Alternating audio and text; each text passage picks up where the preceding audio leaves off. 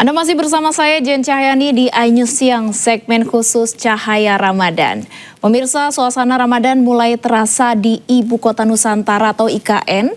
Ribuan jamaah dari berbagai daerah di Kalimantan Timur memadati Masjid Negara IKN untuk melaksanakan sholat tarawih bersama.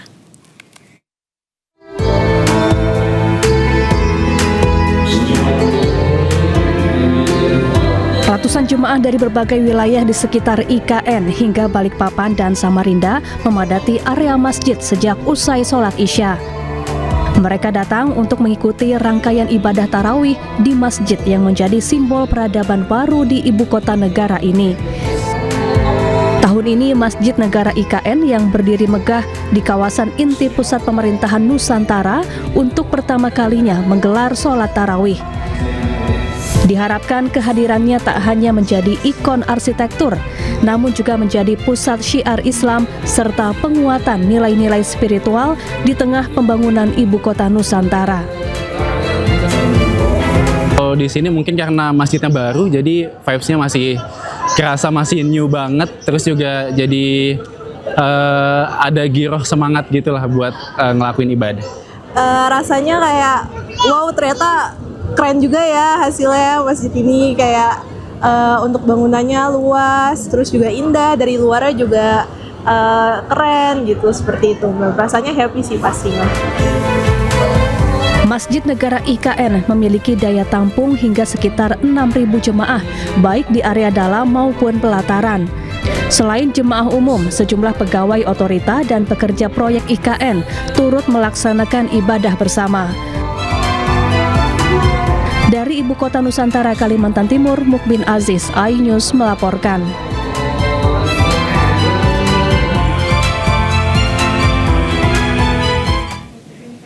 Sejumlah pemuda di Kabupaten Pidi Jaya Aceh menggelar tadarus Ramadan perdana di sebuah musola darurat. Meski dalam keterbatasan dan kondisi pasca banjir bandang serta tanah longsor, semangat mereka untuk menghidupkan Ramadan tak pernah padam.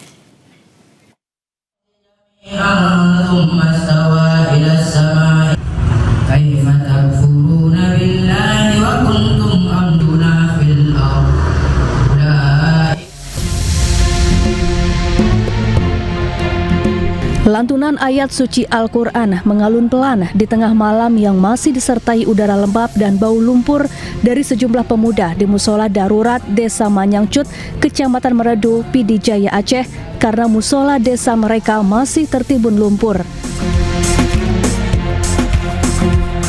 Musola darurat ini dibangun sederhana menggunakan rangka baja ringan, berdinding dan berlantai tripleks, didirikan di atas lumpur tebal yang belum sepenuhnya hilang.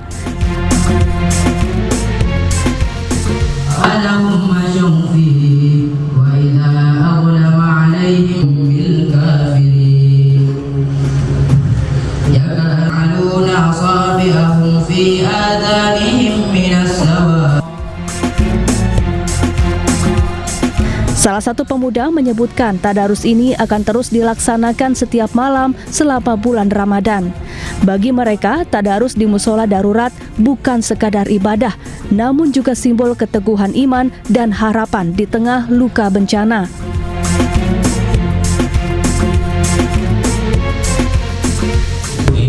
Rasa bantuan, tadarus seperti biasa. Tempat pengungsian dalam tenda. Tapi kalau tadarus tarawih tetap dilaksanakan seperti tahun sebelumnya. Ya, tetap dilaksanakan seperti Nanti tadarusnya rutin. Dari habis tarawih sampai jam 2 sampai jam 3. Kalau makan sahur nanti gimana? Pulang ke rumah. Pulang ke tenda pengungsian. Ya, di posko.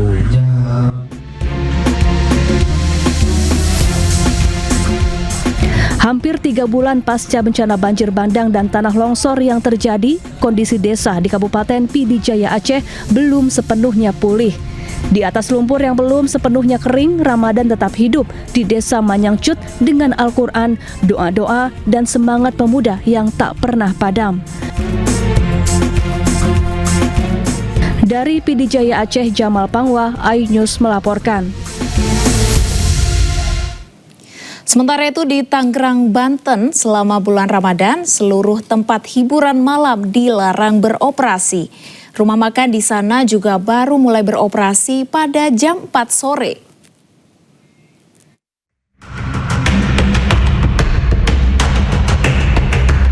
Seluruh tempat hiburan malam di Tangerang, Banten dilarang beroperasi selama bulan Ramadan. Patroli pun akan digalakkan untuk memastikan kebijakan berjalan efektif. Tidak hanya itu, jam operasional rumah makan juga dibatasi.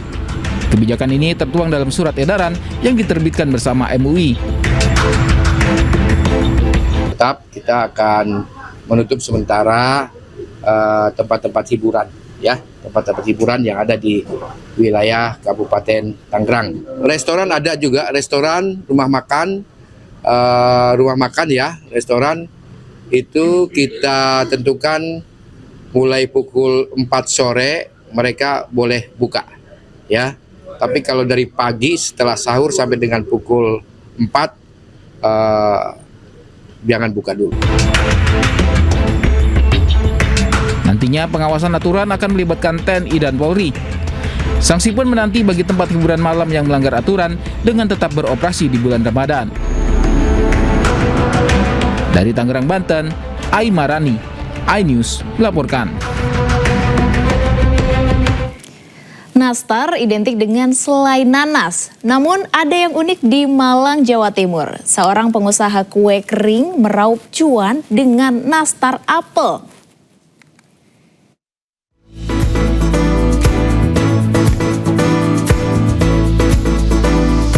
Setiap hari, para pekerja rumah kue Obi ini sibuk menyelesaikan pesanan kue kering untuk Lebaran, khususnya kue nastar apel.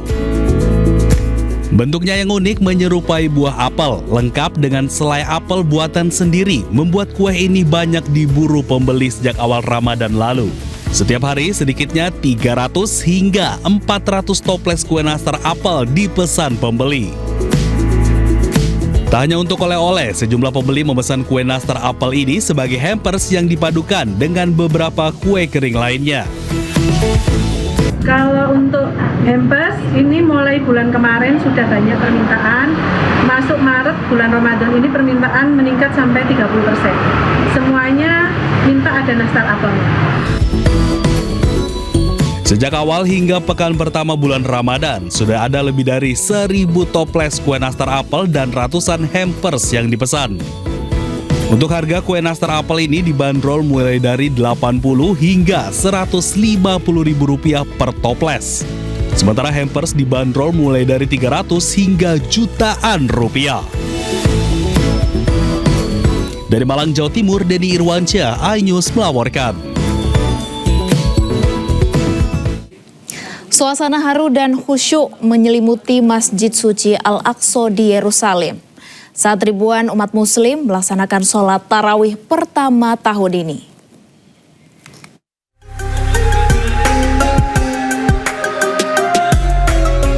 Ribuan warga Palestina berkumpul di Masjid Al-Aqsa Yerusalem pada Selasa malam untuk melaksanakan sholat tarawih pertama tahun ini, seiring dengan terlihatnya bulan sabit yang menandai dimulainya bulan suci Ramadan 1447 Hijriah.